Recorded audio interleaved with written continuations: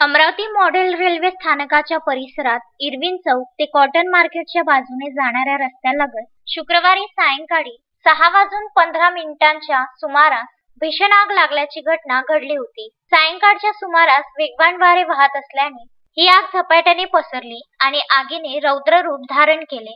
अग्निशमन मुख्यालय जवळच असल्यामुळे तात्काळ 7 कर्मचारी अधिकारी घटनास्थळी पोहोचले.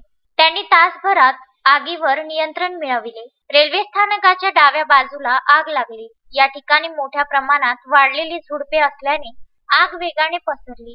कोणीतरी जळती काडी किंवा एखादी पेटलेली वस्तू त्या ठिकाणी टाकल्यामुळे आग लागल्याची प्राथमिक माहिती अग्निशमन विभागाने दिली.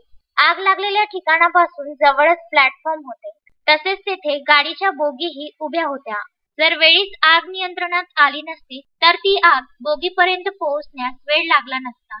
त्यामुळे मोठी दुर्घटना घडण्याची शक्यता होती. कुणीतरी अनोळखीने जळती सिगारेट फेकल्यामुळे वाढलेले गवत व झुडपांना आग लागली व ती वेगाने पसरली असा प्राथमिक अंदाज वर्तविण्यात येत आहे. अग्निशामक विभागाच्या तत्परतेमुळे रेल्वे स्थानकाच्या भिंतीपासून 20 फूट अंतरावर उड्डाणपूल असल्यामुळे पुलावरून आगीने पाण्याचा मारा करण्यात आला आणि आगीवर नियंत्रण मिळविले.